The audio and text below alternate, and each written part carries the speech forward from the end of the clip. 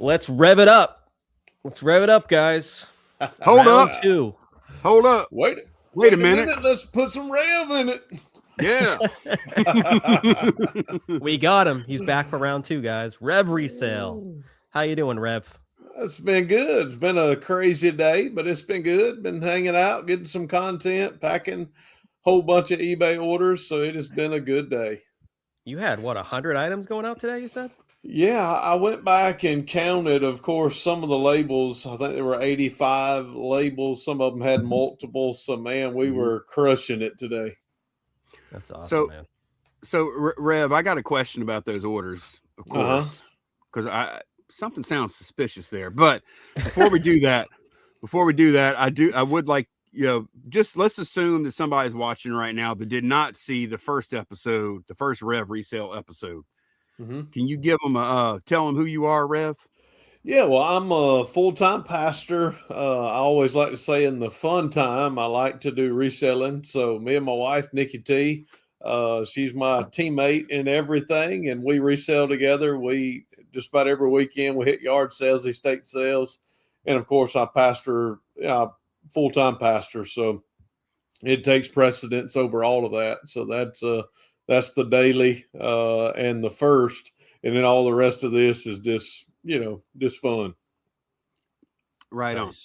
So the 100 orders, I saw a Facebook post that you put up about, I don't know, it might have been an hour ago or something like that. The claim that Rev made.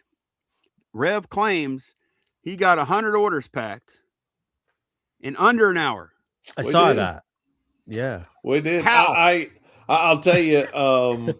What happened is I have my cards here, so I know you don't like doing the eBay cards. So I was printing my labels for my cards, which I just do.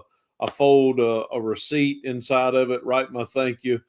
I put my cards in top loaders, team bags, and then I tape it to it and put it in this. So while I was doing that, I ran out of paper.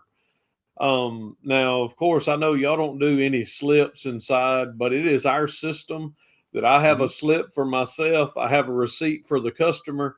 And when I ran out of paper, man, it hit the fan because it was time to go get Nikki T. And that's really when we start packing. I've got vinyl in 2 rooms in our house, hadn't pulled any of that. And I mean, it was time to go. So I started pulling stuff as quick as I could. When I went and picked Nikki T up, came back, I continued pulling, and I sent her to Walmart, go get paper. So she goes and gets paper at Walmart. We divide and conquered. She came back. I printed the labels, and I'll say this, I was in the shed before she got back, and I was putting boxes, bubble wrap, vinyl record bubble wraps. I was getting them ready. So, of course, there was a lot of pre-packing done. But every single one of those boxes nothing had a lick of tape. Nothing was packed. And, man, my chick, I don't know how in the world, I could not have done it without her. She argues all the time, but she didn't argue not one time when we were packing orders. She knew it was go time. It was go time. There ain't no doubt. That arguing part, she's in the other room, so she's something make them flying across the screen here in a minute. But it was good. We got it done. Were you guys like in a time crunch, or were you just like, we need to do this in an hour? What was the deal there?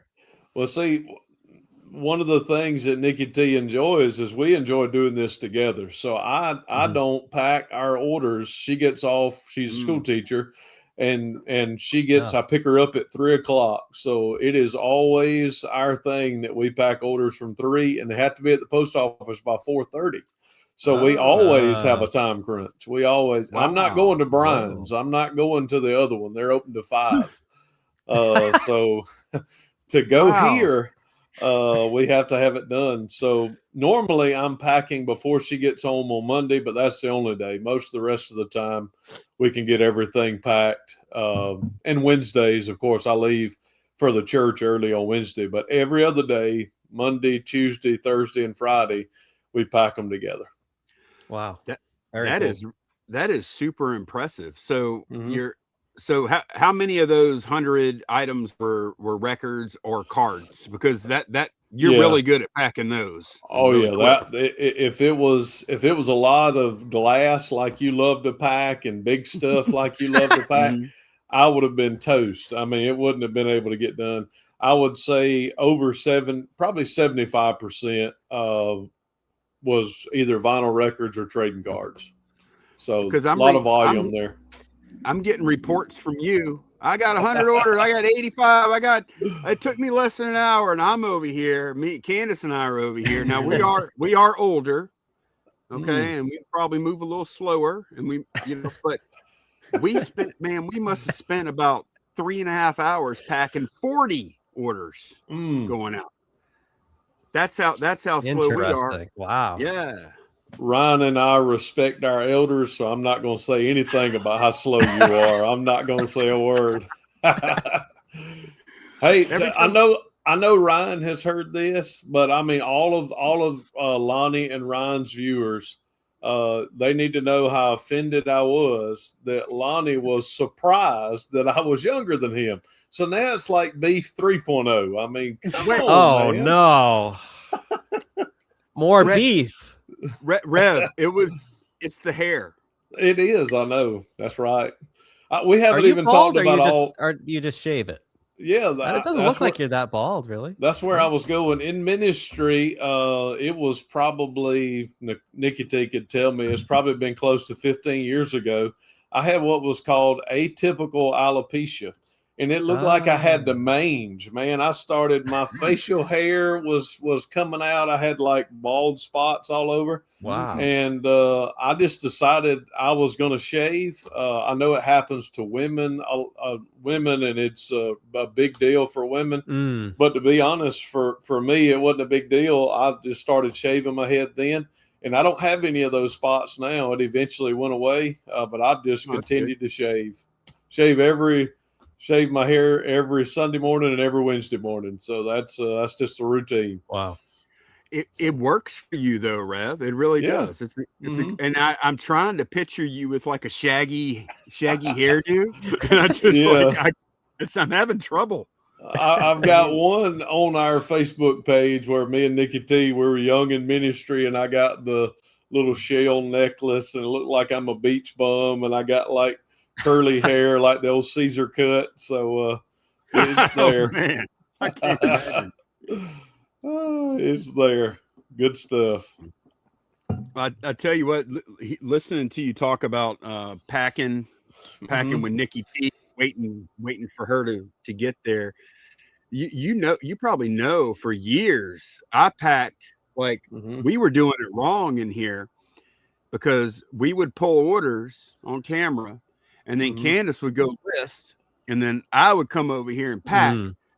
And man, we were in the same place back to back.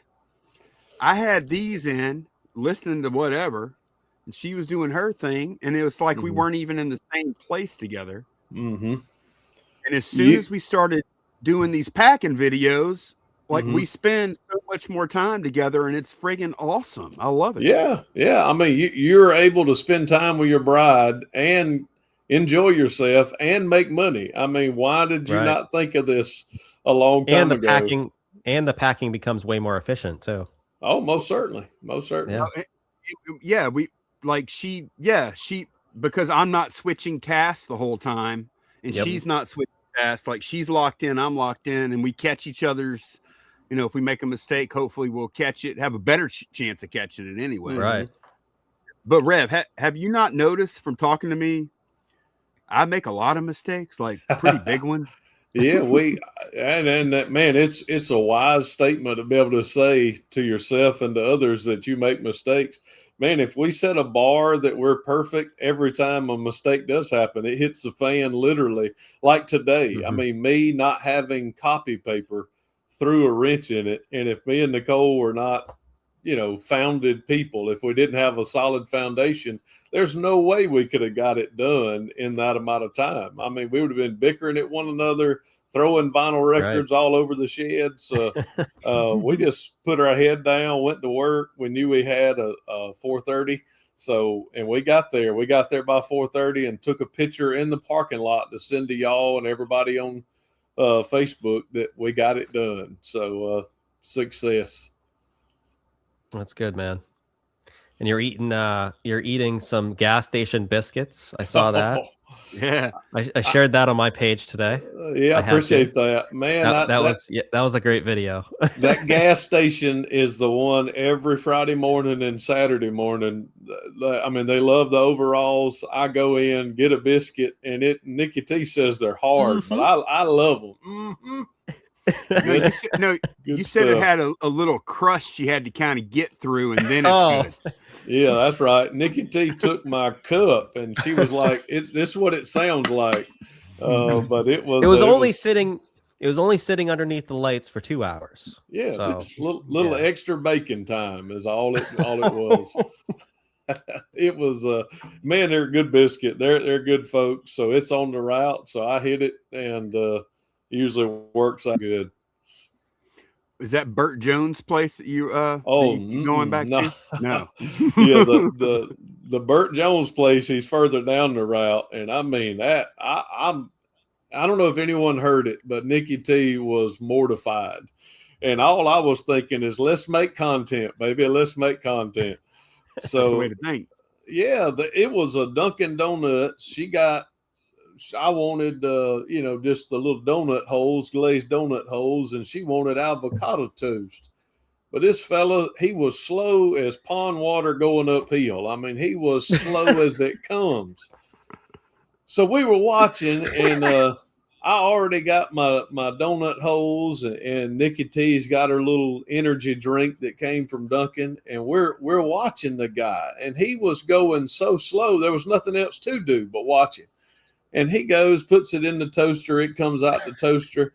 He gets a little avocado package, and he puts it up to his mouth, and he rips that cellophane off. I mean, it was our mouths just dropped. I couldn't believe it. And he had his back to us. He probably does that all the time. We will not be getting avocado toast. 100%. I promise we won't be doing it. So. That's something I need to try on one of my, I think I told you in the group chat. I was like, I got to review the Dunkin' Donuts, because I'm a frequent flyer of Dunkin' Donuts. Oh, yeah, we are too. Every day. And, but that's one thing I've never tried is the avocado toast. So they have it with like some little sesame things. That's the way Nikki T likes it. They take bacon crumbles and put it on top. That's the good one. It's too bad though. Dunkin' Donuts, I've made a couple videos on this, like has gone downhill. Like in the past, I would say probably 10 years, maybe 10 to 15 years. It used to be really good. The food used to be great, but now it's just, apparently they got bought out by a big conglomerate company, like basically every other place in America. And since then, the quality's gone downhill. But yeah, yep, I think I still go there. Still a fan. Changed their name to Dunkin'. It used to be Dunkin' Donuts, which we all grew up with, and now it's just Dunkin'. And I think all of their like donuts are made and then brought in from a different place, so they're not made there anymore. So they're not nearly as fresh. Coffee's good though. I like their coffee. I like the coffee, and I like the. You said Nikki T got one of those energy drinks or something. Yep. They just came out with like the new like 0 sugar ones. I've been getting those. They're pretty good. Yep, that's what she got. They didn't use their teeth to serve that, so that was good. Yep. I got to tell you, Rev, I've been watching y'all's videos, and you weren't. You know what's cool? You weren't even you hadn't started making reselling content again. I think. Yeah. As when you were on here the first time, you hadn't started back up yet, right? That's right. But man, I've been watching these garage sale videos of you and Nikki T, and I got to tell y'all, go check them out. If there's any reselling channel that you want to binge watch, this is the one. Wow, yeah. It feels like I love, like, not a whole lot of people are doing like that angle you're doing. First of all, be careful, please. Don't get in a wreck doing that. Yeah, that's right. But that angle that you get with you and then you got Nikki T over there, and y'all are just. I feel like I'm in the truck with y'all, and we're just kind of cruising down we're hitting the road, and we're cutting up, and we're doing what you do, and we're finding stuff, and then we get back in the truck, and like it's just real. I just like it, man. It's just real authentic, and it's just real comfortable, and I feel like I'm in there with y'all. I highly recommend. I don't watch a whole lot of reselling. I don't like I don't want to talk when I watch reselling content. I don't want numbers. I don't want to get all technical. I'm trying to chill and relax, and that is what Rev delivers. I like that. Well, I just want to be, and that's one of the things. If you try to live up and be a Harry Tornado or a Commonwealth or a Lonnie, if you try to, if we try, a reseller tries to be someone else, you're not going to be successful. So me and Nikki T, we just said, hey, we're not going to try to model it off anything. We're just going to be us and record it, and our banter, our fun. I love it. We just trying to enjoy it. And if we do it that way, if we get views, that's great. If we don't, we're still having fun. So that's our goal. Well, I have what my goal is tonight? I have 2 goals. Number one, well, no, I got 3 goals. I want everybody to go watch. Well, I got balloons. First of all, I want everyone watching this to go sub to Rev Resale. Wow. And give them a shot. Go do it. The second thing, Rev, it could take some time, and you know that. Yeah. And I don't want you to quit, because I really believe with your talent and you and Nikki T's dynamics, I see big things. But if you quit before you hit that critical mass, I know. Yeah, I'm listening. You'll never get there. Papa Lonnie, I'm hearing you, brother. I'm hearing you, Papa Lonnie. I mean, don't quit. Yes, sir. I hear you. I see it, man. I can see it, and I just love it. I agree. And you had all that success with the restoration channel too, and there's no reason why you can't bring that over here to the reselling space. So we really didn't gain we didn't gain any traction. I mean, we got right at 4,000, 4,100 subs, but many of those were from past, and they haven't even come along to the new one yet, to when we have started. So it's going to take a little time, and we know that, but I think we're committed. We're enjoying it. Doing the shorts has been fun. I've even started taking the full content video and chopping them up, and it's been fun even turning those into shorts for Facebook. And that's been, and hopefully that'll be successful over on Facebook. You know something I noticed, Rev, is that we haven't talked about this much at all. You must be one heck of an editor. You've got some technical skills, because I've been really impressed. Good editor. Yes. Really good. What do you use, Rev? Like what kind of software do you use for that? It's DaVinci Resolve is what I use. Yeah. That's free. It is. Yeah, it's free. Yep, it works good. I mean, I've just got the different screen set up, and it's I've used DaVinci since I've started, just about. So I've sort of gotten good at it and used to it. I don't know about good at it. I know how to use the free stuff. I haven't even paid. There is a pay portion where you can do different things, but I don't. And that's another thing. I think in the car content, I think I might have over edited and did, music and different things. I think that sometimes makes it almost like the attempt to be professional, and I want it to be personal, not professional. So I'm making it where we don't have that. Just cutting, going from one scene to the next, and I think it's working. So, well, that's like you made that short. I forget what you were. I think it was the short where you were like talking. It was like good Rev and bad Rev or something. But it was like two of you on the screen. I'm like, that is crazy. I don't even know how to do that. That's really cool. Yeah. Do we want to show that maybe? Where is that? Is that on Facebook? I think it's Facebook, right? Wow. Let's pull that up, because that's a good one. Yeah, it's good, but it's also kind of weird. at some points. Because like, you know what I'm talking about, Rev? Yourself. Yes. It jumps every now and again because I'm not a perfect editor. Looping. You're looping yourself, right? Yeah. Y'all just talk amongst yourselves for a minute. Well, I think what the video was about, just to set the stage a little bit for the video, it was just talking about practical reseller and kind of emotional reseller. I think that's what it was. Oh, that's right. That's what it was. And the emotional reseller is just every little thing. The postal service is going up 8%. The sky is falling. It's time to go personal. Crazy. But I mean, just becoming emotional. But then practical says, well, all of our shipping is calculated, so it may make a difference, but it won't make that big of a difference. We just have to put our head down and work through it. So that was the idea of that. So, Rev, always.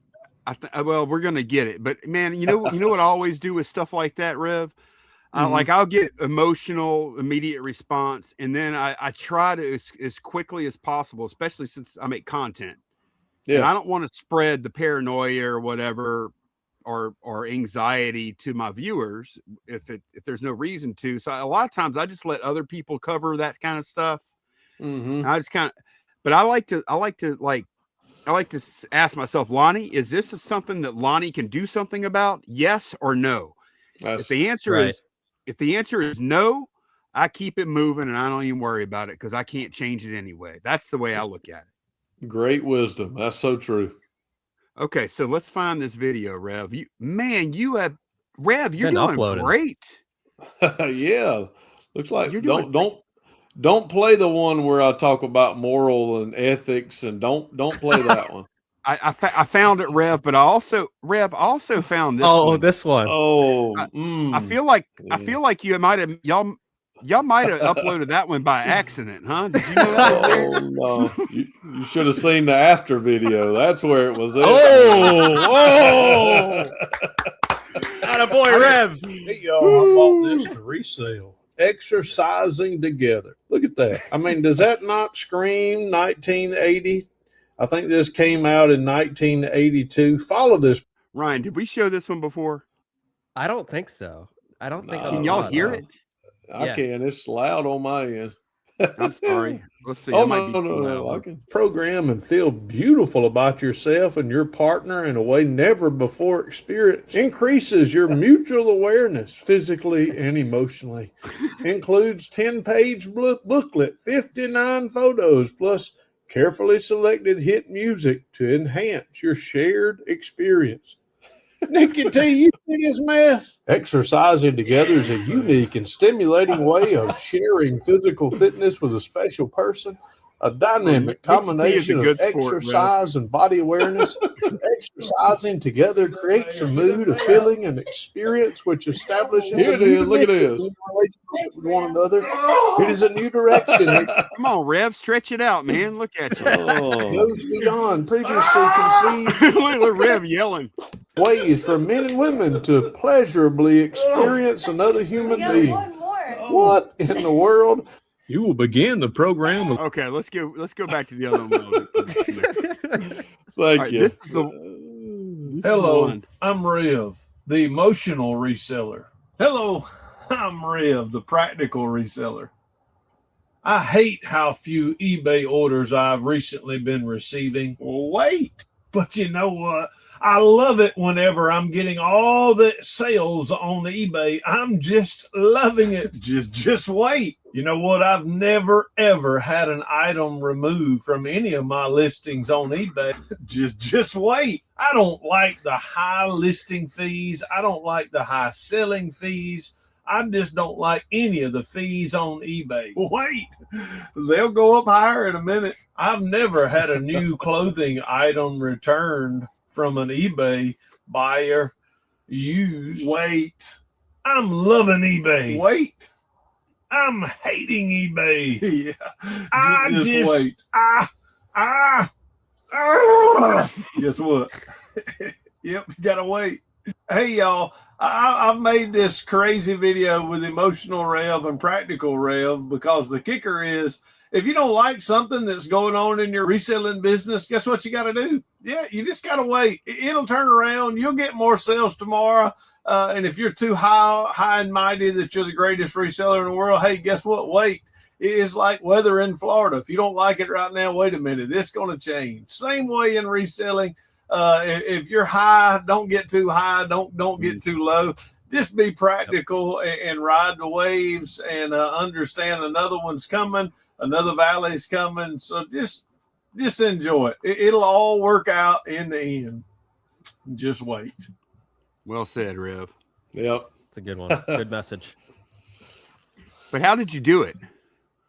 Just film two different. Obviously, you film. I put the two chairs there, and then you put, your two videos on top of one another. And on one, you cut out the left side, and on the other one, you cut out the right side, and you have them both playing simultaneously. But the hard part is, I should have had it recorded and had like an earpiece, so I would know when to reply. That's what I should have done. Yep. So I had to loop and cut and add on a few times to make it where it worked, because I was just doing it from in my head, and that was sometimes a little more difficult. So how did you work out that method? Did you like Google it, or did you come up with that method in your own head and then execute it, or what? I did it 3 or 4 times in the restoration video where I would put the camera like behind the engine bay and act like I had like 3 or 4 of me's working on the car at the same time. So wow, that's really where it came from. So very wow, cool. It was there's ways you can get creative and obviously, but that was fun.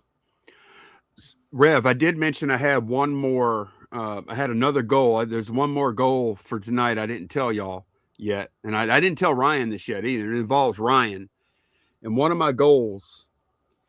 Ryan, you may have a clue, and Ryan's already leaning this way. I want to get Ryan back into making garage sale content, because he's talk about that, Ryan, because I want you back. You don't have to go all in.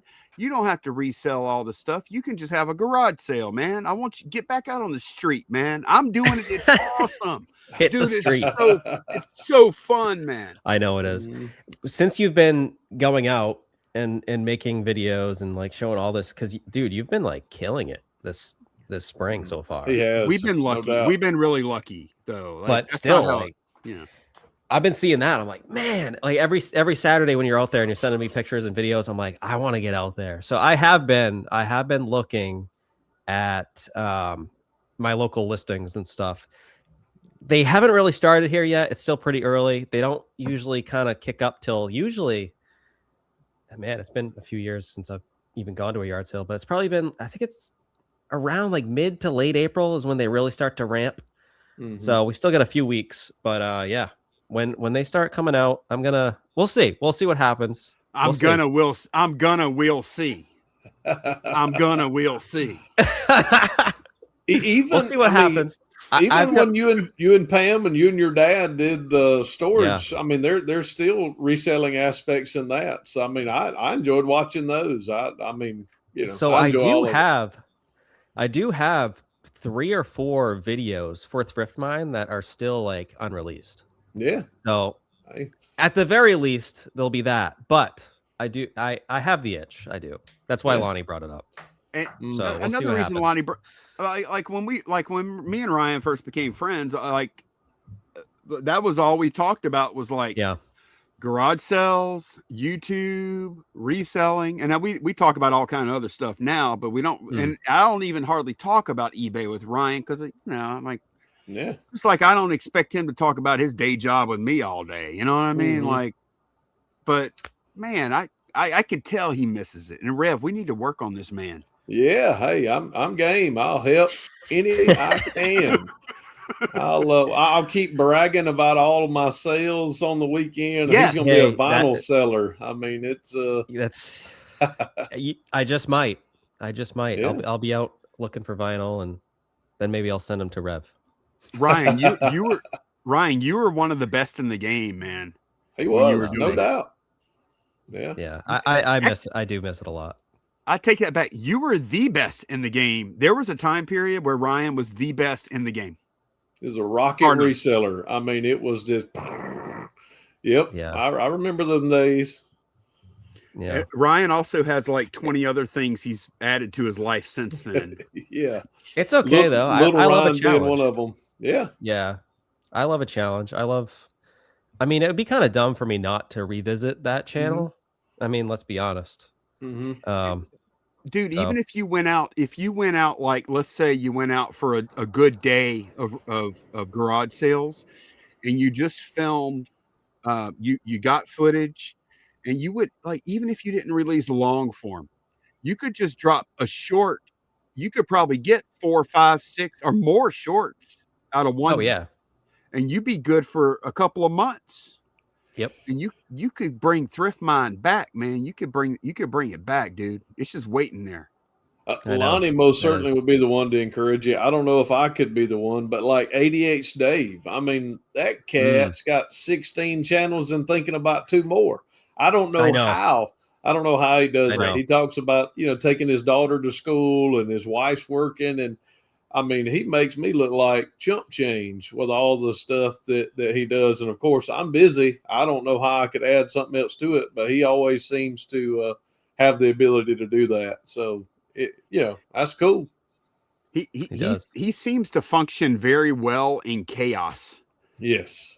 Because it's if you do what he does, it's gonna be chaotic. And when I encounter that level of chaos that man works in every day, I shut down. I can't do that. Well, he hyper focuses in the midst of the chaos and then brings something successful on the other side. For me, like today, I can operate in chaos for a little bit, for like 50 minutes. But if I had to do it for 2 hours, I still wouldn't have hair and I'd be pulling somebody else's out. I mean, I can't do it for a long period of time, but I mean, he has a schedule. There's something that has to happen today and tomorrow and the next day. And it's piled he's in chaos for forever and he functions there. I couldn't. I'm sorry. Go ahead, Ryan. I was gonna say, I was like, so what do you do, Rev? Because I know you have an extremely busy life, right? You got the church. Yep. And that's a full-time thing. You're always on call, I'm sure. I'm sure there's always things you need to tend to, people you need to be there for. And so you've got that, and then you've got your family life, and you've got the reselling thing, which obviously takes a lot of time. So like what do you do when you're looking to kind of rewind and reset and turn it off, if you will? In a life where it's like, I would say if you're working for yourself, that's something that most self-employed people deal with, is like, the struggle to turn it off. But I feel like you're in a very unique situation because you almost can't, like, you really can't with the church thing, Right. So what is that? What do you do? Yeah, that's one thing about ministry, is that you're never off. Like Nikki T wants to go on a cruise, but I've been serving as a pastor since I was 24 years old, and I have never not been on call. We have been called home from vacations numerous times, and I would never come home to a funeral, whatever it is, it happens. So I'm always on. So you have to learn to navigate, and the family has to be called as much as I am. So Nikki T and JC and Reagan, they're getting older. My daughter's graduating high school this year. Both of them are very successful. But for me, I love playing chess. I don't love playing chess with someone right in front of me. I do it on the phone. So Rev, I like chess too. I love chess too, Rev. That's awesome. But that's something that just, and I play 3-minute games. So of course, I can take 10 minutes and it takes my mind off of everything else. And for those 3 or 4 minutes, I focus on a game. So that's it.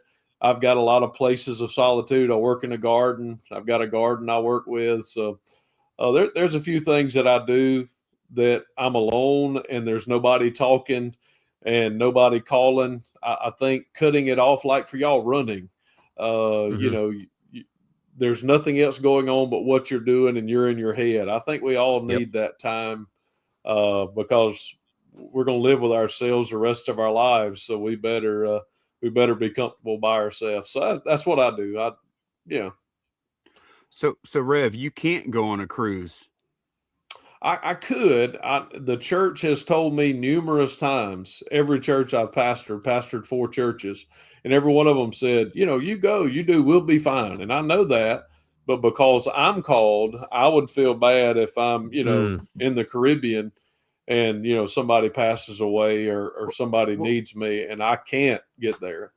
But, well, Rev, you aren't trying to perform your duties to their standard. Mm-hmm. You're trying to perform your duties to your standard. Yeah, that's exactly right. So their standard is lower than yours, and you hold yourself to a higher standard. I understand that. I get that.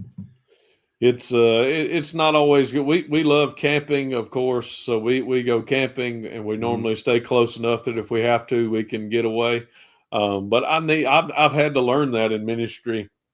When we went to Alaska, we moved to Alaska for a year and a half.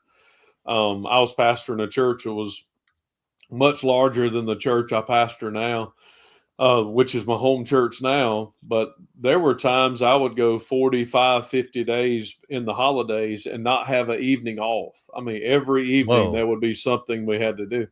And I didn't know how to say no as a young man. I was always, somebody needed me, it was yes. So when we went to Alaska, those folks up there had no expectation on the pastor, and it gave me a chance to understand it's okay to not have to be there for everything. So I've gotten better at it. I've gotten better at it here at my home church.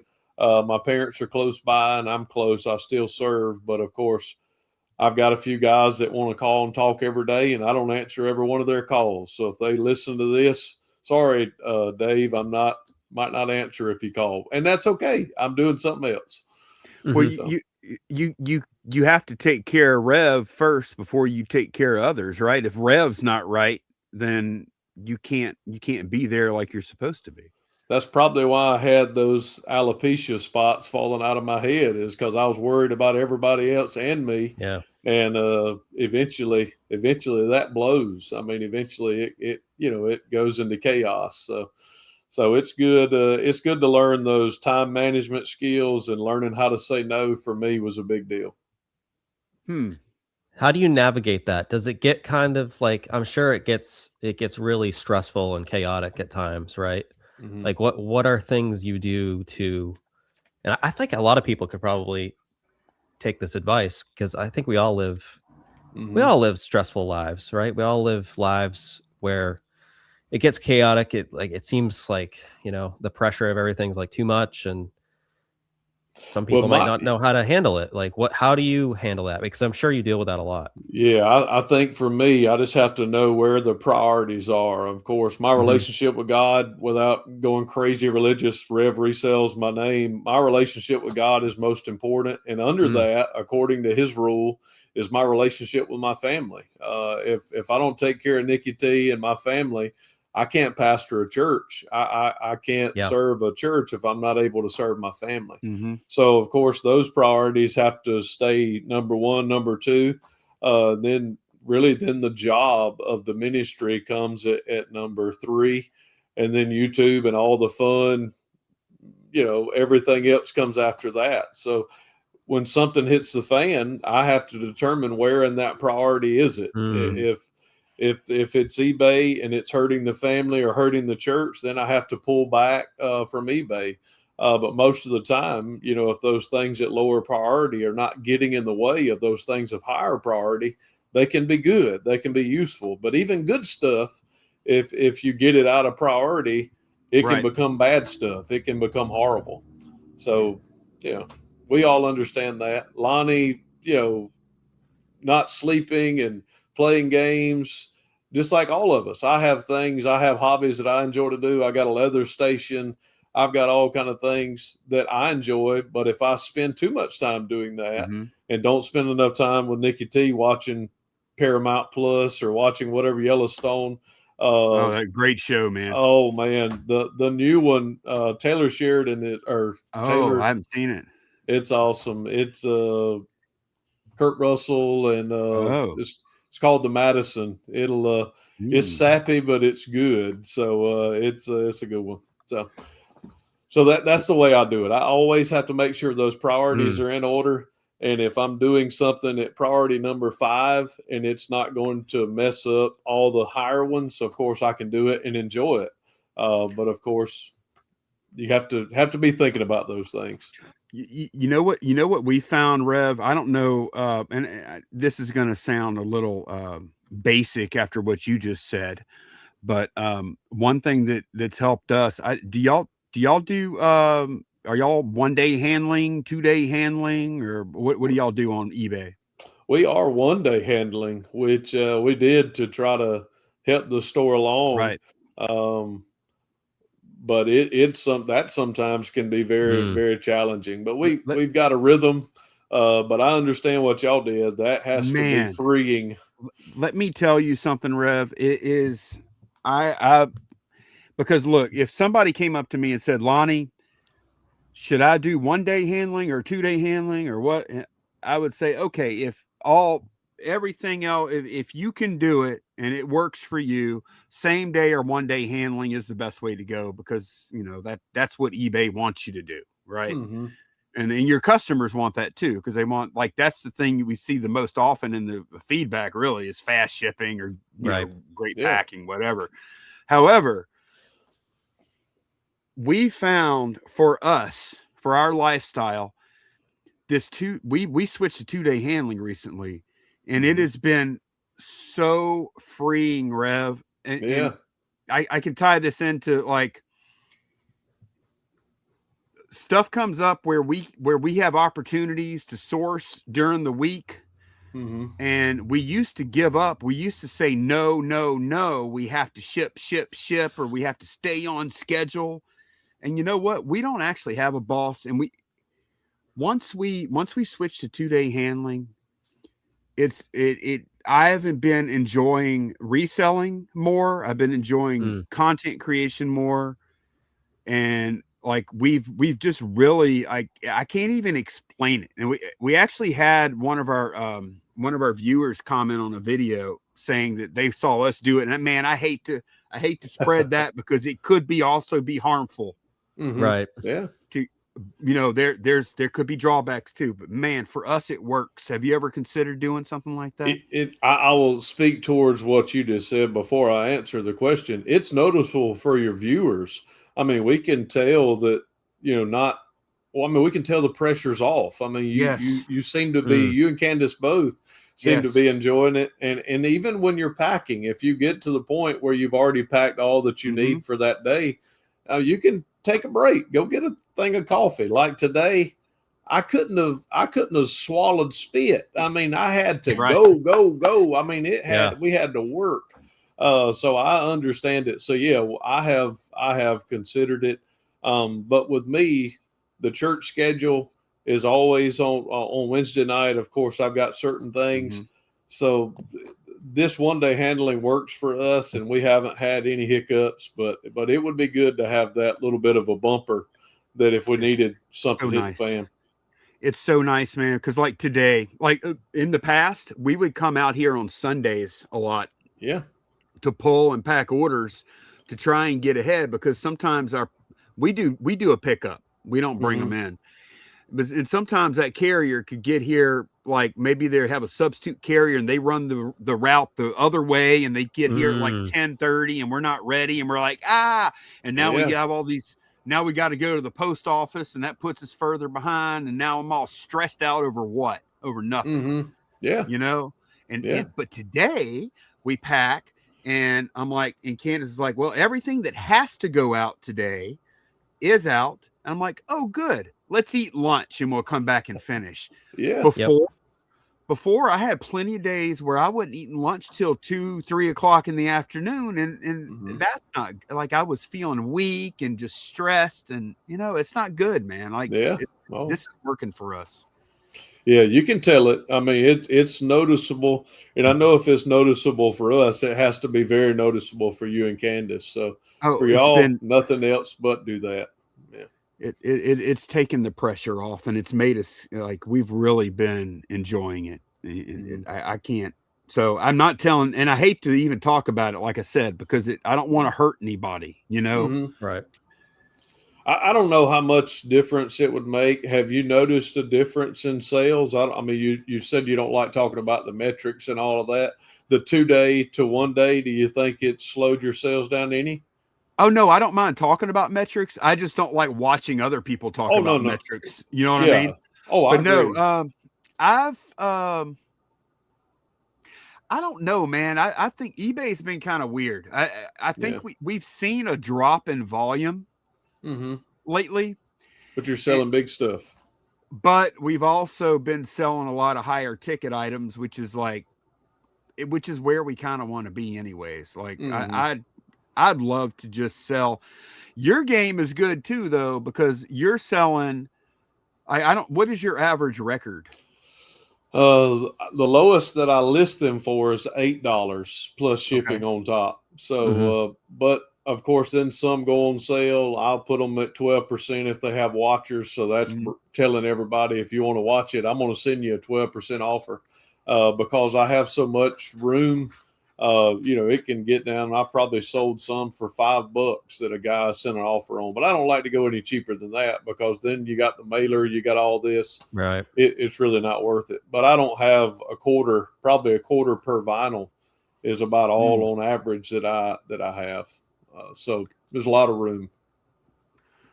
So when you buy the records, are you like, because man, I want to know more about like how, like when you go to sales Mm-hmm. and you buy the record, like what are you like? Do you comp all the records, or you just kind of buy them on feel? I'm a buy them all type guy. If I go and I see a stack of vinyl, normally the first thing I'll do if I look through and see a few decent records that I know, I'll just simply say, "Hey, how much for all of them?" Because I think I'm going to get the better deal that way. And sometimes it's hurt me, sometimes it's helped me, but that's how I have 5,000 vinyls is because I've just. But then I'll bring them home and I'll coil. If it has a scratch, if it has a deep gouge, it's gone. I don't list it. I just throw it away because I don't want anything coming back. I don't want any negative feedback. So I list every one of the records that I have said is good enough to be listed.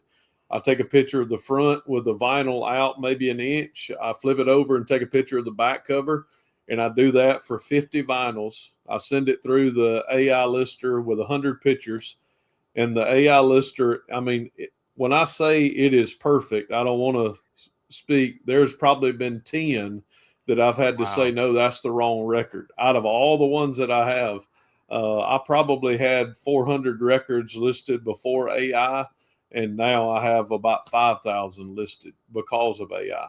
And so it just makes it so much quicker and easier for me to list.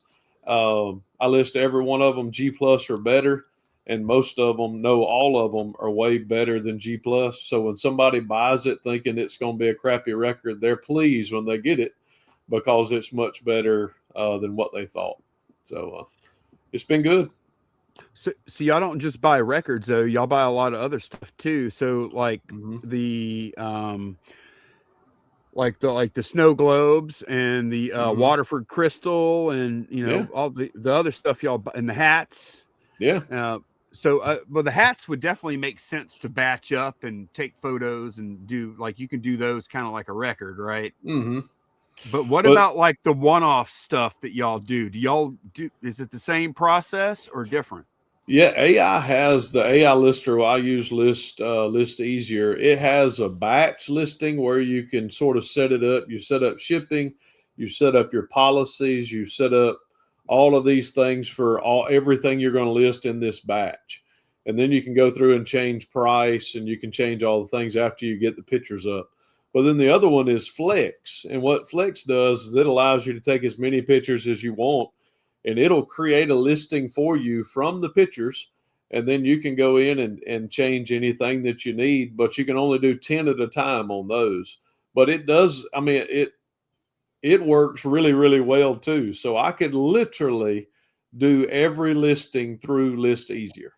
And I think it would be just as good. But of course, high value stuff, I've got, I found these like a week or so ago. These are, I mean, I don't even, they're pretty cool. I got a couple of these, something like that. I'll probably do a one-off regular listing.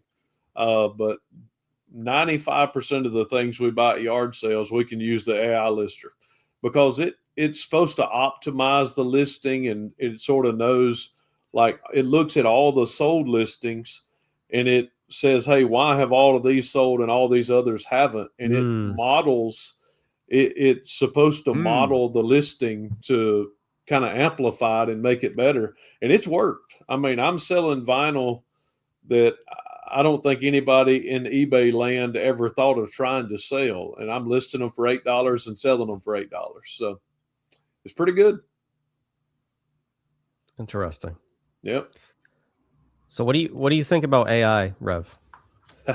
I love the AI listers. I can promise you that, because it's made my life a whole lot. I can do 10 times as many listings per week, as even more than that, than I could do by myself. You have to buy thinking about that. You have to source thinking about, hey, I'm going to use AI lister to do this. But we really haven't changed much. I just don't have vinyl sitting in the shed unlisted. Now they're all listed and ready to be sold. So it's helped me. It's helped me a bunch, and I enjoyed it. It makes thumbnails easier now as well.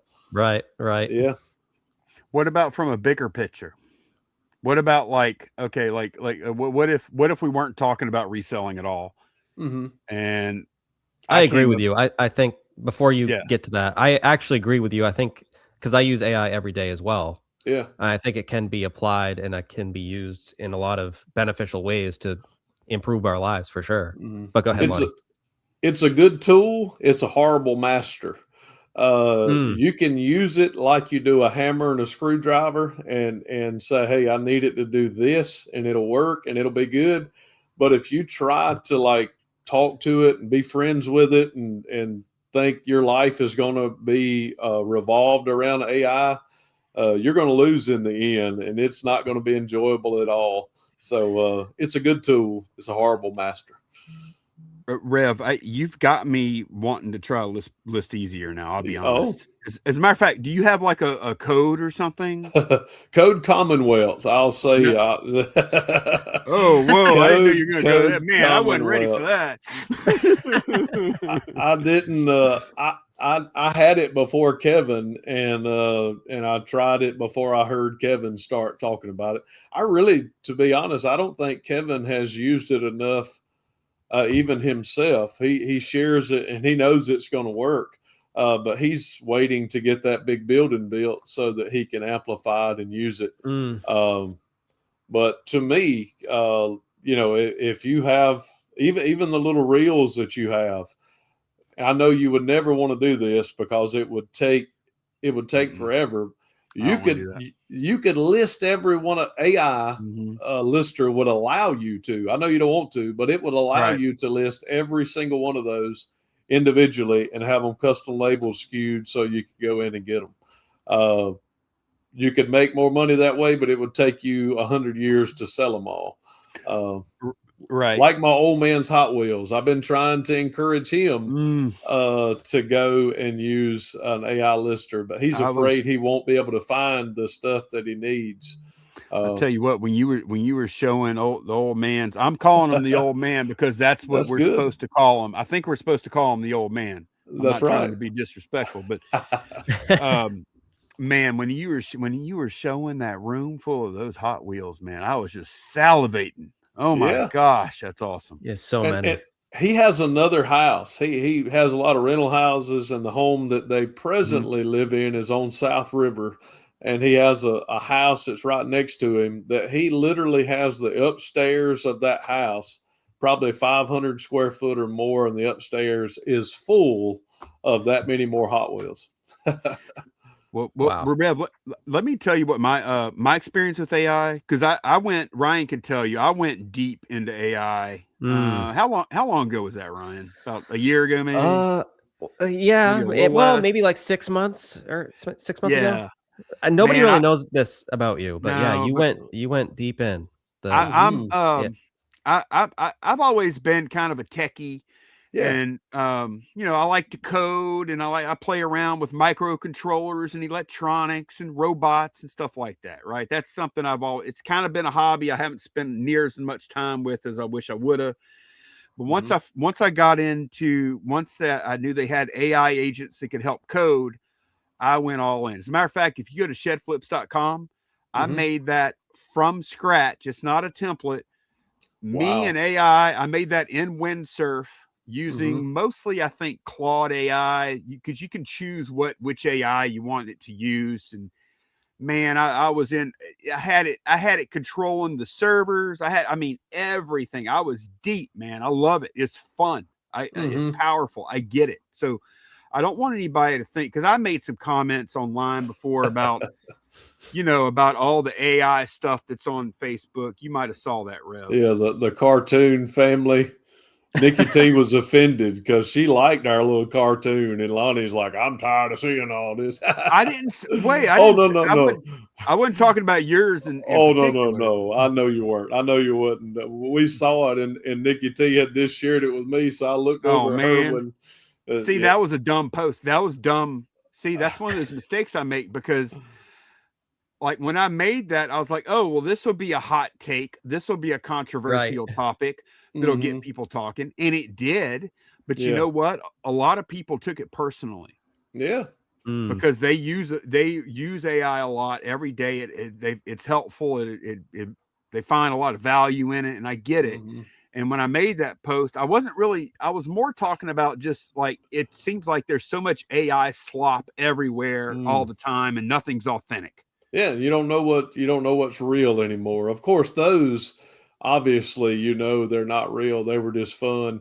So I'm cool with those, but the ones that can make me, look like I'm, going out or dating another woman, and somebody says, "Oh, look at here," that's where it gets creepy and weird and odd. And there's people that get their kicks off on that mess. So all three of us being on YouTube and Facebook and all of these different things, I wonder what it'll be like in 10 years, That's what I was going to ask. That's what I really kind of want to know. Like, to step away from the reseller perspective for a moment. And like, if I asked you, Rev, what do you think the net effect on humanity will end up being? And I know you can't tell the future. Like, I get that. Like, it's really difficult. But do you think that the net effect of AI on humanity, say 20, 30, 40 years from now, is going to be positive or a negative? And also, like, if I asked you today, Rev, are you happier? Is your life better with AI right now than it was, say, 5 years ago without AI? Both of those. Of course, I'm not getting political and all of this, but education. My wife's in education. Education, kids' learning levels have decreased in the last 15 years as technology has increased. Technology has gotten better, classrooms have gotten better, but kids don't know how to read and write. They don't know how to do arithmetic. So I think as humanity, we're actually getting dumber because our technology is getting better. If all of that ever went away, I mean, we wouldn't know how to grow corn. We wouldn't know how to grow, raise crops. I mean, there's so many things, like working on old cars. It used to be commonplace that everyone could adjust valves. Everybody could change tires. Everybody could work on carburetors. Now, no one knows how to do those things because you have to have a technical degree. You have to have a computer. So there's certain things that it has helped us, but it has made us so dependent upon it that if it ever goes away, man, we're all going to be up the creek without a paddle. So I think learning some things, having a few books around, knowing how to make your own wallet, knowing how to grow a little bit in the garden and changing your own tire. I think that wisdom needs to be taught to every generation. Throw AI away and get outside. So that's where my life is better, because I use AI as a tool. But if AI was my God, you know, I would be lost. I mean, it's not good. That's the thing that concerns me. And it's interesting you use that word, Rev, because I've kind of thought about that, right? It almost seems like we're heading towards this super intelligence that is going to essentially act like God. Yeah, there was a movie, right, not too long ago that most of the time Hollywood depicts like the worst part of what could happen in humanity, where there's people who are hooked up to a computer. They're really not living. They're living in this crazy computer world and enjoying all of this. But you know, when all that turns off, they're just a vegetable, and it's crazy. I hope society never gets to that. But I don't know how many of us can go to the restroom without these anymore. I mean, yeah. What are you going to do? You know, what are you going to do when you're sitting there for a few minutes? I mean, it's so we're all connected, so connected now, and it's good. But like I say, if it gets out of those priorities, boy, we can all be in trouble. And I think most folks are already there, to be honest with you. The biggest concern for me when it comes to AI is what's it going to look like when inevitably most jobs are taken by AI, right?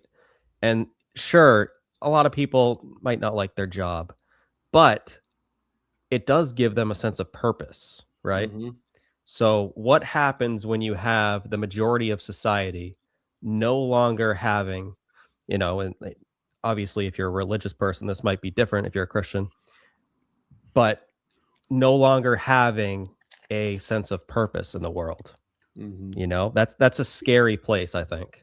Well, Elon says it's going to make where money is not important, and all of these things are not needed, because AI is going to take care of all of this and do that. That to me is a pipe dream that we can't even, you know, we can't even as a society today fund certain things in our government, because we got two groups fighting all the time. And I haven't said, and I won't say which side I stand on either of these things, but I don't see how, if we have that, I don't see how it's going to get better, just because now we can stay at home and have more free time to fight and argue about things that ultimately don't matter. A job gives us purpose and something to do, and most of the time, idle minds and idle hands can get us in a world of trouble. Yep. You know what I think is going to, I don't know what's going to happen with AI exactly. I'm a little concerned about the amount of power that it requires, the amount of chips it requires. Like already it's hard to buy. Like right now, go try and buy some memory for a computer. People are having trouble even building new computers right now. PS5, a base level PS5 now just went up in price to $650. All of these resources, so many resources are going to be devoted to AI. I'm concerned about that for sure. But what I'm banking on is I think very soon people are going to long for authenticity. That's what I'm banking on. That's what I'm hoping for, because that's all I got, man. We're created for community. I mean, even people that are introverted, you know, they still hunger for community. And of course, people have said, "Oh, well, I find that online," and that's true. We can find it by watching people and hanging out, but we still need community. We still need one another. We still need humanity. And yeah, I think eventually it'll get back. That's why folks like watching gardening channels and stuff, walking in the park. I mean, how many people, you know, don't go out and walk outside, camping videos, different things like that, that we're just so caught up in our computer world. We forget that there's a world out there that's pretty awesome if we'll just get out and ride around in it. So, isn't that sad that you to watch someone else do that versus just doing it yourself, though. Yeah, you're right. In a way, right. I mean, I watch a lot of that stuff myself, but it's like, why don't I just go out there? Like that guy in Canada, My Self-Reliance. I don't know if y'all have ever seen his channel. Man, this cat goes out in the woods and he's just building everything with just primitive tools and doing it like the old days. And building his own cabin out of trees in his own yard. And there's something about that takes us back to that hunter-gatherer that we all want. You know, that'd be cool to let it all go and go do that. I did used to like watching. Ryan turned me on to a really good channel that kind of connects to where you were in Alaska, you said, for Outdoor Boys. That was, man, great guy. No doubt. Great guy. I would not. I was in Alaska. We left a church here, took off, had no idea what we were going to do. 3 weeks in, after we got to Alaska with 11 suitcases, is all the family of 4 took. We had a church. We started building. The church was growing. But man, we loved it up there. But it got -37 2 or 3 nights in a row. And this Georgia boy said, "That's cold." And it was just chilly. We had to plug our truck up to be able to crank it in the morning. I mean, you ain't got to do that in Georgia. I mean, you ain't got to do that around here. But we had our pastor here passed away, and it slow rolled into it was time for us to come back home. But Alaska was absolutely beautiful. But you have to be rugged to live there. How big was that church? You said it was a bigger church. How big was that congregation there? The church in South Georgia had about 800 members, and we left it and went, and the church in Alaska that we were called to had 13 people when we were voted on. So it was a small congregation. So we left 800 church and went to a 13-member church. And it grew, of course, during the time that we were there in the year and a half. We built an education building, built Sunday school rooms, a library, and all this onto it. Now they have like 4 or 5 pastors now, so the church is doing great. Yep.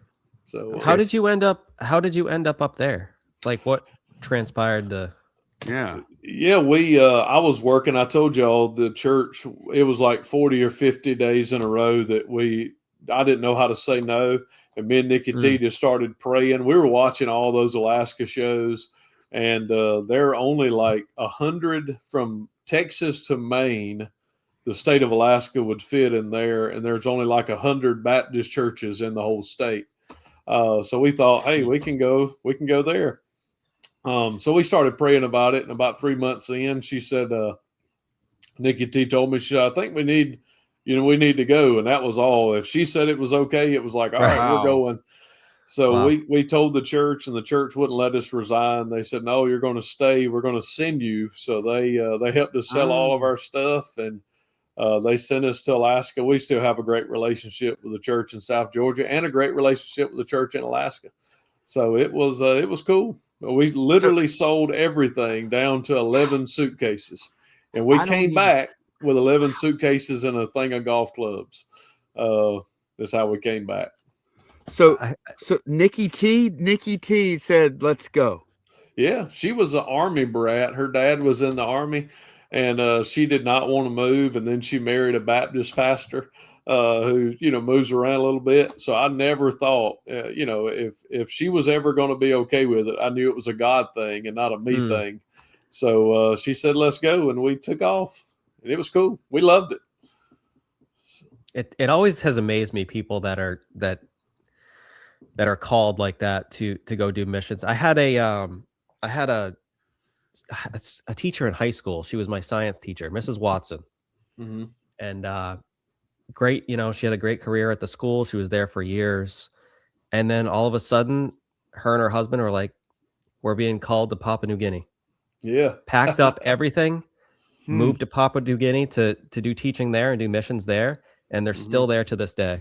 I'm friends with her on Facebook, and every birthday comes around, her and her husband post on my Facebook wall. They're always the first. They're always the first one to wish me happy birthday because they're like 13 hours ahead or whatever.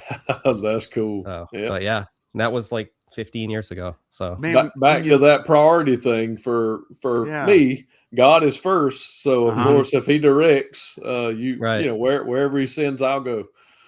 That's wild to me, because I feel like so many of us are like we get like in a routine, and then it just feels like that inertia is so strong. And then I see somebody like Rev and Nikki T or hear about y'all like just packing everything up, and oh well, this was fun. Let's go try this, and they're just blow everything up and do it. And it's like, man, the courage and strength that takes. I can't imagine that. It was freeing. I mean, you don't know how cool it was to, you know, go down in a year and a half. We were only there a year and a half. So we sold everything we had in Georgia. We flew to Alaska. And then in a year and a half, after we filled up a house in Alaska, in a year and a half, we sell everything we have there to fly back to Georgia. And here we are 9 years later, and we filled up, you know, you can accumulate junk really quick. So especially as a you don't reseller. have to worry about it. So Rev, like, man, you could be gone next week. Yeah.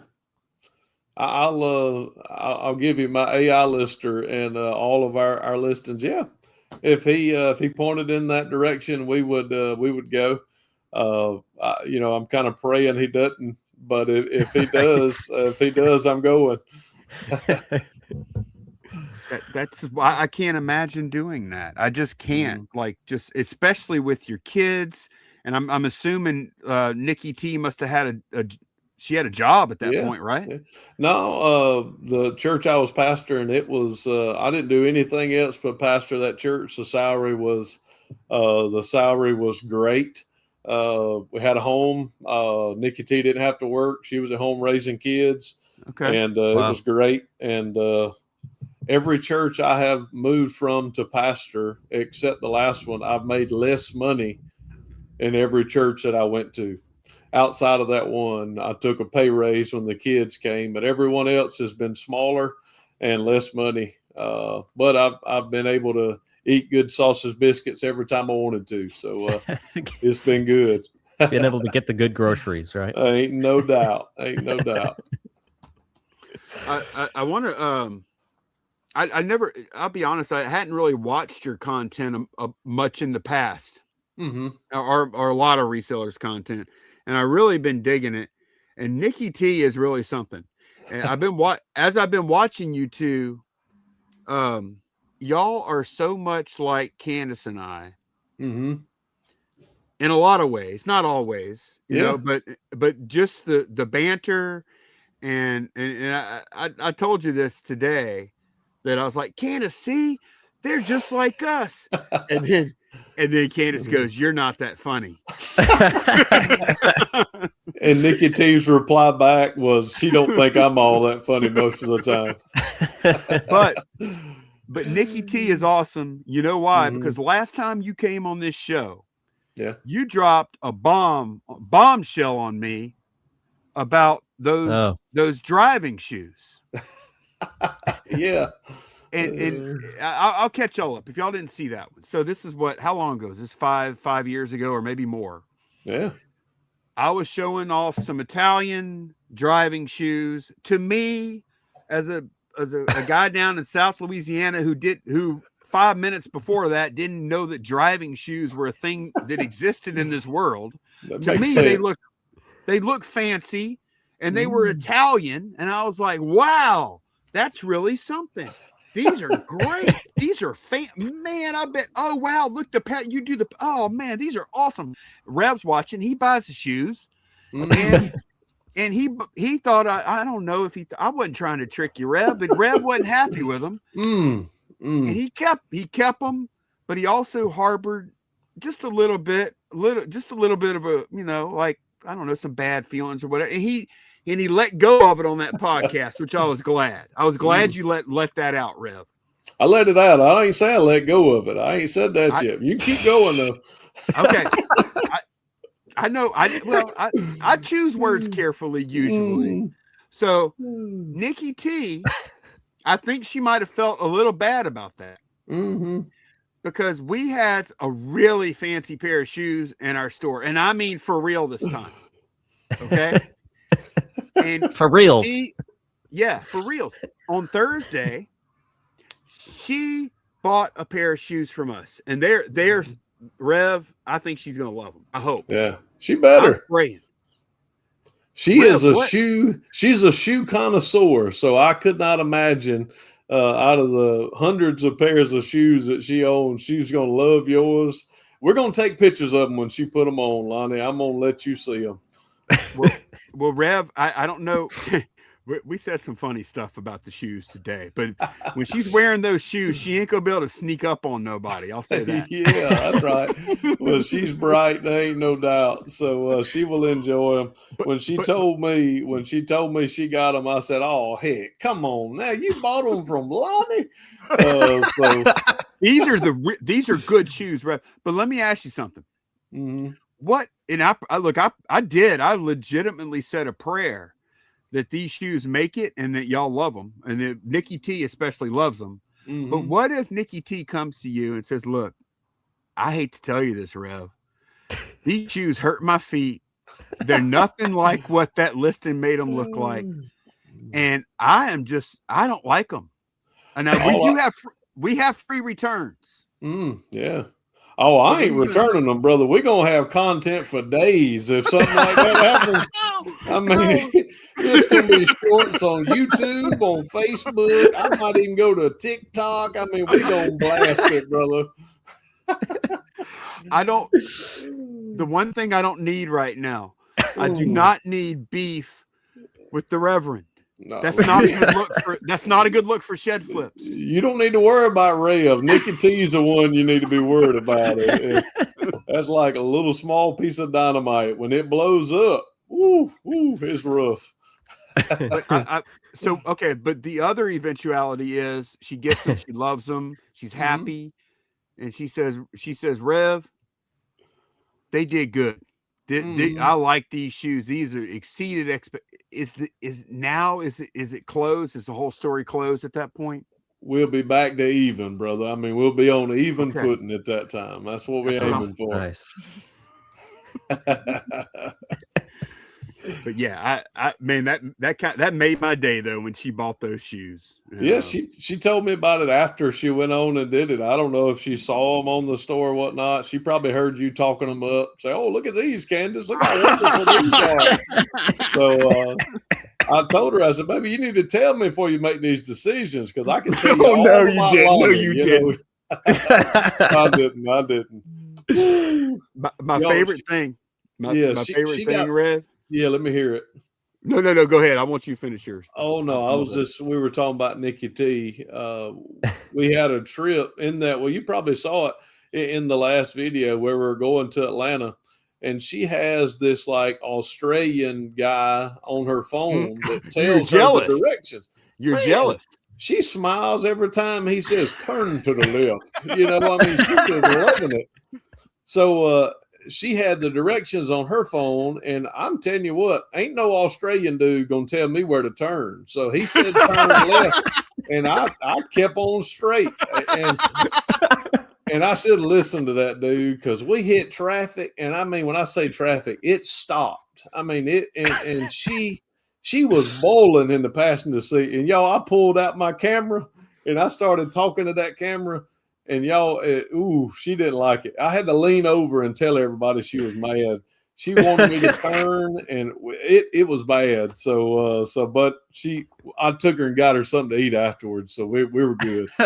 Oh, she was hangry. She was a little hangry. She was hangry. I took her to the varsity, and we ate good. So it was a good time. Rev, you're not really jealous of that Australian guy's voice, are you? You should have heard it, man. You should have heard his voice. Nikki T. Turn right. That's it. Ryan, you got it, man. I mean, that's exactly. And she just beams every time this dude. That's what it is. Yeah. Oh. This old slow country roll don't do it for her like that Australian. She's gonna tear me up when she watches this. So. But it's been man, I've really enjoyed watching that because I love how Nikki T, she does the same thing to you that Candace does to me. We go to the garage sale. I'm like, Candace, we got a lot of stuff. We can afford to be picky today. Right. And we went to that garage. I don't know if you watched my short I put out yesterday. Yeah. Okay. I got the little plastic box. It's worth $75. I got it for $1.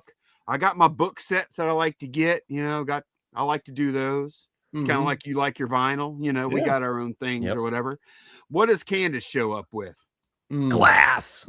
36 plates and cups and all this other. But it $20. I think it'll sell for $150 to $200. I don't need that money that bad because the pack that's about $300 worth of packing frustration. Yeah. And every time she brings that glass into that truck, you give her the business, Rev. Well, I tell you, I got in trouble again. She had some Federal glass. I mean, them things ain't sold since 1970. And she was just wanting to get it because she ain't found nothing. So her goal was she was going to buy it. It was $10. And she said, oh, they sell for $45. And there's like one person that sold some 10 years ago or something. I told her, I said, baby, we don't need them. Them things ain't going to sell. And I'm talking about offended now. It was almost like how I felt when Lonnie sold me them riding shoes. I mean, I was just, she was upset. So we didn't get the glass. You know what I learned to do, Rev, finally? Because, man, I've gone, like we joke around and stuff, but Candace has hit so many like big scores on glass.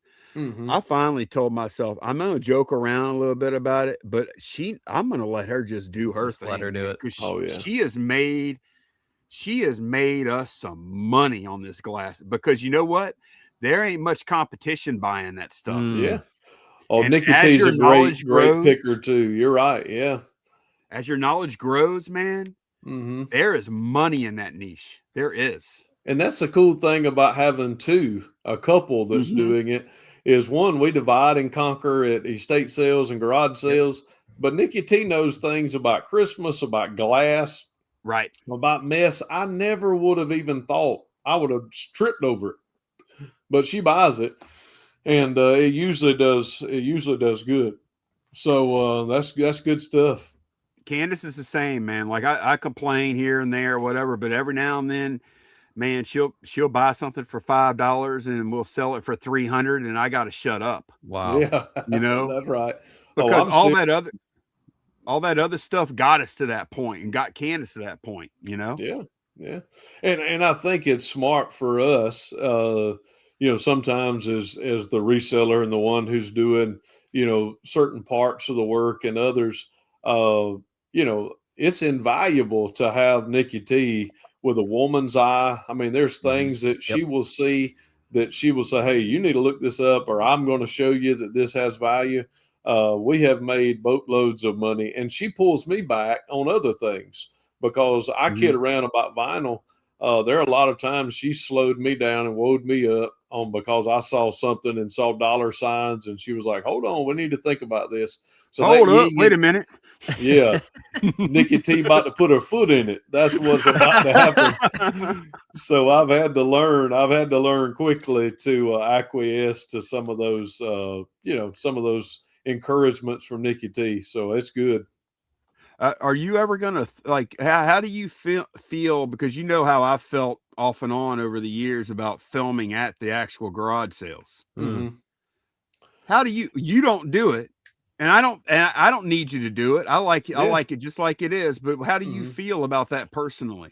We have done it in the past. I did not like the backpack, because you're coming in with a backpack that already is going to stand out when you jump out of the car. Why does this dude got a backpack on? Is he wearing a purse or something like that?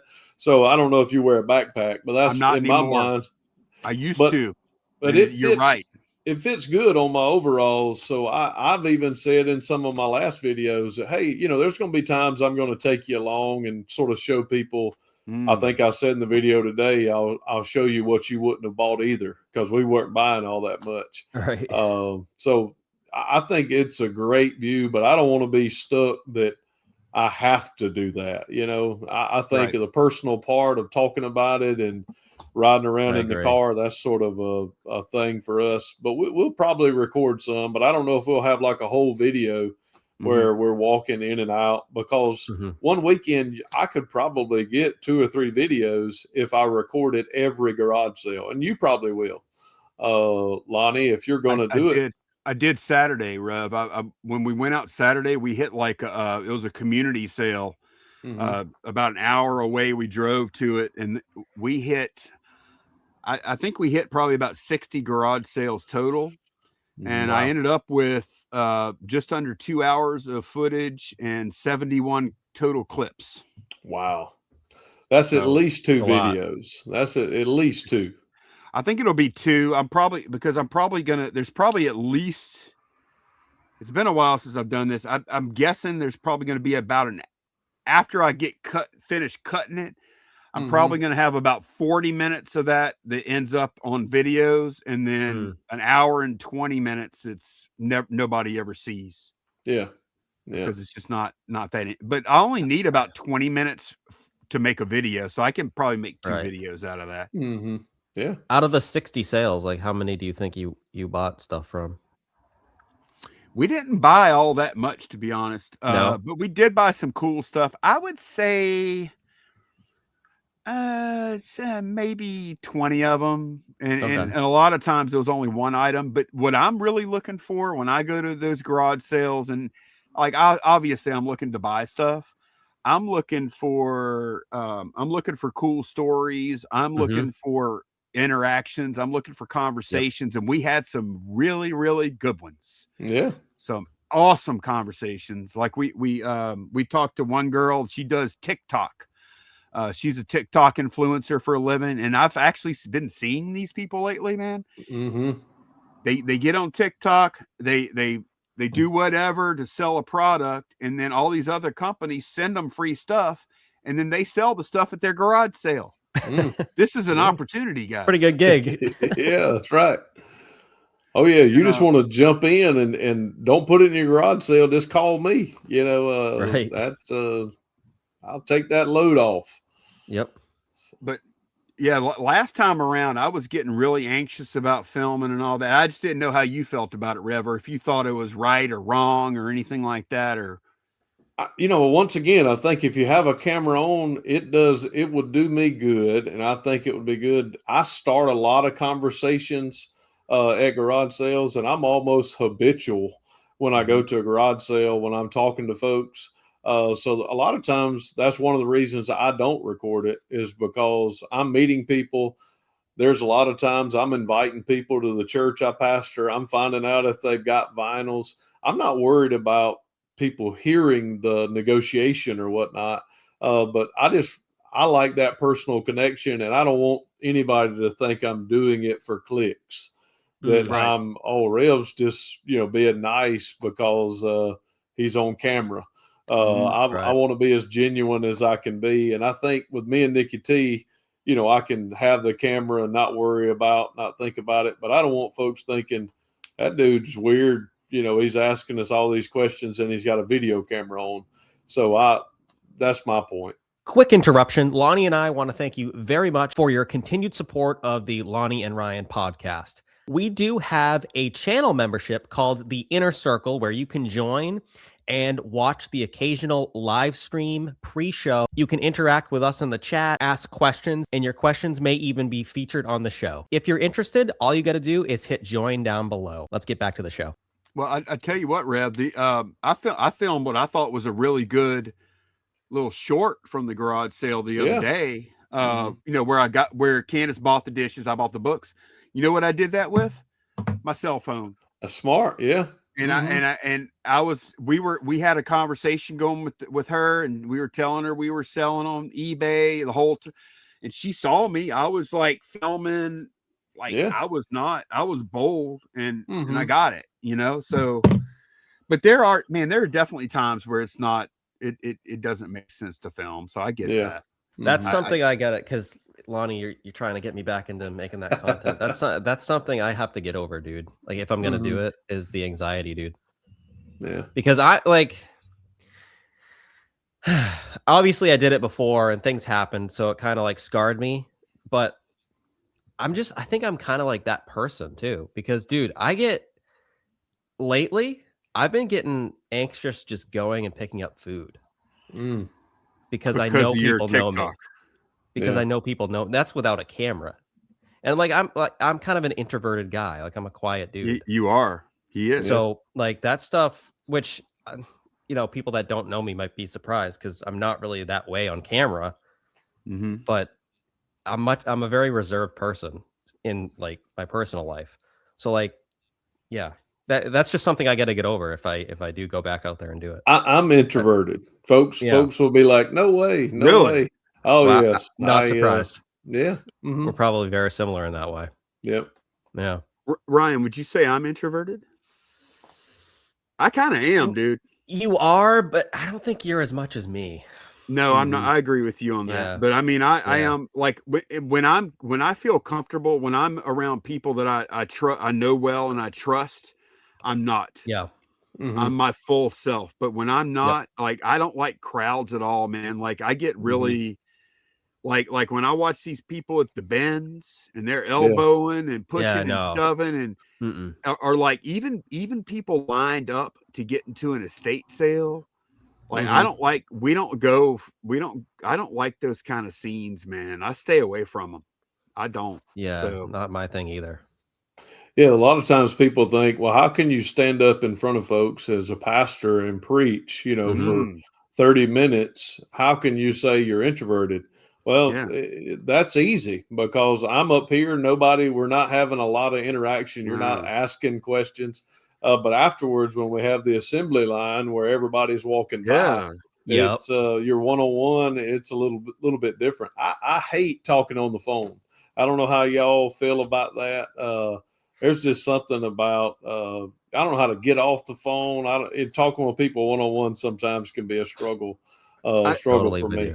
But I have learned and I've gotten a lot better at it. But Rev, I've sent you some voice messages. How do you feel about that? Because that's like more of a one way at a time, one lane, one way traffic. What do you feel about that? I'm good. I'm good with that. My mom is like the best on the phone. She can talk to anybody.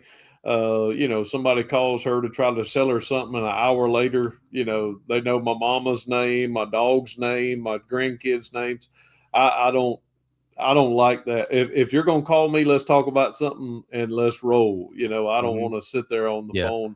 But something like this, when we're communicating and talking like in a group, just dudes hanging out, that's cool. So I don't know. I have seen folks that just want to call and listen to each other breathe on a telephone. Me and Nikki T never did do that. I wanted to go get a Dairy Queen and get some sugar. I mean, I didn't want to talk on no phone. Oh man, Rev. Yeah, that's interesting. I get it. I totally get it. I'm the same exact way. So Ryan, so you're back to doing garage sales. Does that mean you're going to come in June? Are y'all? I don't know if I can make. Dude, I don't know if I can make it. I know. I haven't even asked you about it. Which one is in June? You mentioned June to me one time. Which is that the one we're supposed to meet up at, Rev? I think there's one in September. I don't know. I don't know which one is in June. I'm not keen. I'll have to ask. Candace does all that for me, so I don't really know either. But there's a 127 sale, and then there's a Highway 70 sale. Maybe the 127 has a spring and a fall. Maybe it has it's twice a year. So that would make sense in June, and then I went to one in the fall one time. So I thought it was later in the year. So it may be June. That'd be cool. I think Nikki T's off in June, so that's good. Okay, because you talked about maybe meeting up to go eat a dinner and where you sit on one side and I sit on the other. Most certainly. Like it's not going to be Candace. You're not going to sit next to each other. Well, no, I mean Candace and Nikki T on one side and me and Rev on the other ain't going to work for me. No, I don't know why. Yeah, you ain't sticking your fork in my plate. I can promise you that.